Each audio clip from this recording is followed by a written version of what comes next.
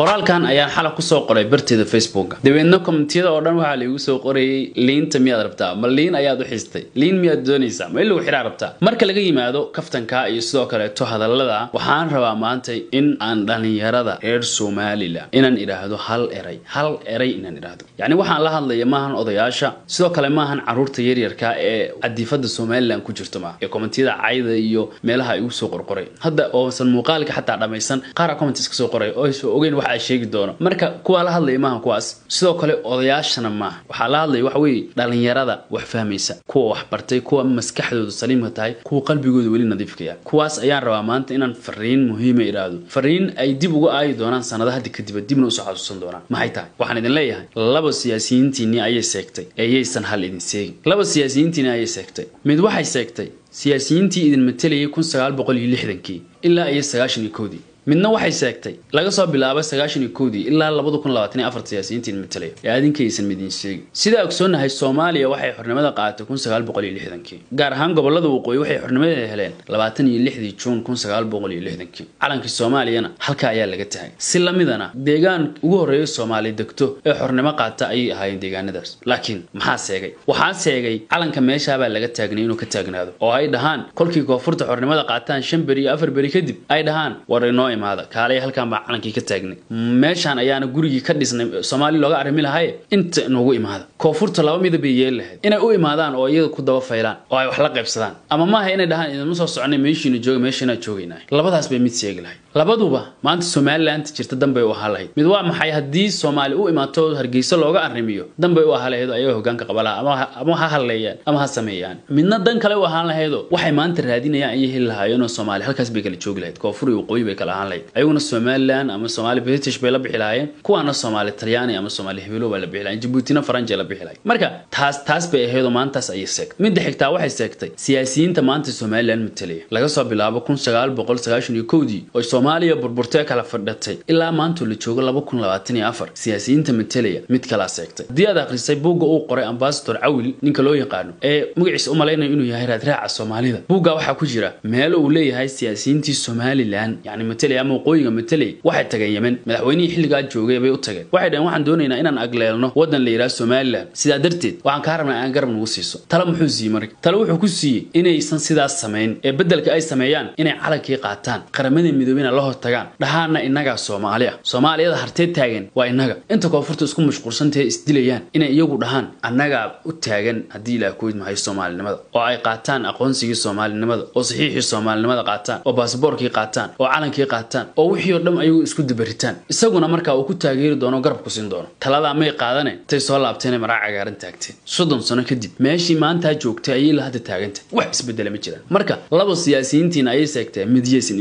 midda in sheegin maxay tahay marka 4 ilaa 5 sano kasta waxaad gashaan doorasho siyaasi kasto soo sharaxaya ee raba inuu xil qabtaan waxa kaliya oo ku ololaya waxay tahay inuu ictiraaf keenayo siyaasigii dambe in la soo hor istaagay yaraa ictiraaf baan keenaya kubujiga uga dhufta ee waxaad tiraahdaan maxaa kale haysaan maxaad kale horumarood haysaan kiidin yiraahdo isbitaal baan dhisaya kiidin yiraahdo wadooyin baan dhisaya kiidin yiraahdo hadii la ku idmaayo horumar baan keenaya kaleeto waxbarashadan kubcinaya kaas doorta sababta ku sheegaya ictiraaf haduu qiimo leeyahay Suudaan baa haysata haduu qiimo la maqan yahana Taiwan buu kala maqan yahay waxaad ogaanaysaa labada wadan farqiga u dhaxeeya maanta Suudaan dunida booska uga jirto waad garanaysaa sidoo kalena Taiwan dunida booska uga jirto waad garanaysaa bal iska daayay iyadoo san calankeedu ka taagnin qaramada midoobay ee la aqoonsaneen ayuu hadana baasaboorkeedu yahay baasaboorada dunida ugu horeeya ayuu dhaqaalaheedu yahay dhaqaalaha dunida ugu horeeya ayuu wadankeedu yahay wadamada dunida ugu qurxinada dalxiiska iyo damaashaadka loo aado maalinna waqti kumaysan dhumin ictiraaf baan raadinaynaa xornimo wax ka qaadanaynaa China hadii la ku idmaayo waqti kumaysan dhumin bedelka maxay sameeyeen noloshoodii bay horumariyeen wax soo saar bay sameeyeen maanta jibkan yar oo telefoonada ku jira hadda aragtid dunida wax dhan oo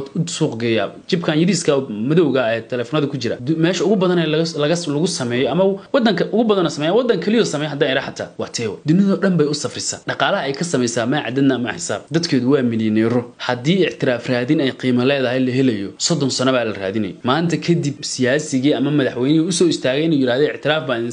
idin raadinaya waa beenta dhaay wax kala nooshkeen waayo 30 kaas sano Hargeysa magaalo madax ahayd biyaha gaari dameer baa loogu keenaa biyaha waxa lagu keenaa gaari baa lagu keenaa xaafadaha loogu shuba madaxda inta qaban waayay maxay qabanayaan maxay horumar gaarsiinayaan nolol marka waxaan idin sheegayaa markaan leeyahay dadka maskaxdooda fiyowda baan la hadlayaa war Soomaali cid ka xun ma jirto maanta horumar Soomaaliland ay gaarto ama deegaan Soomaalida uu gaaray cid ka xun ma jirto yaa lagu sheekaynin dadka waa cadowgeena koonfurta cadowgeena jooga horumarkeena ka xun yihiin cunaqabateen ugu hayaan waa been cid maanta ka xun ma jirto laakiin waxa la og yahay meeshii jiraan in hawada loo raadiyo ma fiicna maanta ictiraaf haday Soomaaliland helayso meeshuu jiro waa la og uma baahna maanta in Itoobiya bad loogu iibiyo uma baahna maanta in wadan hebel loogu duulo uma baahna qaramada midoobay oo ictiraafka Soomaaliland ku xiran yahay waxay dhaheen war soo heshiiya laba mid la imaada ama waxa la imaatin Soomaaliyay waan heshiino wadan baana ama waxa la imaatin waa kala goonay laba wadan baana labadaba waa idin yeelayna marka ma ictiraafku ma in loo raadiyo Itoobiya bas waa in Soomaaliya loo raadiyo waxa ogsoonahay inta fadhiyo lagu kala kacay hadii fadhiyada lagu kala kaco xagee ictiraaf ka imaanay midda kale ku sheegaya maanta in waqti lagu dhumiyo ma baahanba sababta ku sheegaya ictiraafkii Soomaaliland maanta wuxuu ku xiran yahay in Soomaaliya ay tiraado waa naga ka okay liskuma diidana maanta waa kee madaxweynaha Soomaaliyeed ee ku dhaca ee dhihi kara Soomaaliland baan ictiraaf ma jiro ma dhici karto marka goormo ku xiran yahay waa in dadkeedu ay codeyn qaadaan afti qaadaan maalintaas buu ku xiran marka waxaan waqtigeedii la gaaray in la raadiyo ma baahanba waa in waxyaalaha ka muhiimsan ee nolosha asaasiga waa caruurtii waxbarashadoodii hadii la ku ma isbitaaladii hadii la ku ma horumarkii kale nolosha in la sameeyo yaa waxba lagu maaweelin koonfur baasaasay bilo wasaas noloshii dhan Soomaaliland waxay noqotay nolol routine hadda waxaan garanayaa madaxweynaha Soomaaliland 18 May khudbadu jeedin doona waxay tahay hal baa u sheegi kara wuxuu dhihi doonaa koonfurta waa cadowgeen fiirso koonfur waa cadowgeen balantii aan la galnay nooga bixin saas bay nagu sameeyeen cunaqabateen bay nagu sameeyeen Soomaaliland bay horumarkeeda hortaagayeen diyaaradihii iyo diilaa goobnaayawdii bay hortaageen wuxuu dhihi doonaa Soomaaliland cid kasta ay heshiis la galaysaa waa wadan gooniya xataa Israa'iil hadii ay danteeda ka aragto way la galaysaa isagoo ka hadlaya heshiiskii badda ee Itoobiya la galay wuxuu ka hadli doonaa dagaaladii laas caanood ka dhacay wuxuu dhihi doonaa xuduudda Soomaaliland waa lama taabtaan meeshii Ingiriisku calaamadeeyay ayuu ku ag tahay waana soo celinayna wuxuu dhihi doonaa awdal waa Soomaaliland cid ka yeeli doonaana ma jirto inay qalaasi ka sameeyso iyo foodo ka sameeyso hadii la ku imayo awoodana ta hortagi doona inta markuu sheego wuxuu ku darsan doonaa afar ereyo dadka cadiifadooda lagu kicinayo leeyahay koonfurtu wayna xasuuqday waa diyaarada baan lagu duqeeyay Soomaaliland waa la baabiyo bilo wasaas waa kasa yaan la baabiin yaa geey Soomaali dago la baabiin yeesan dawladii dhex baabiin deegaan aysan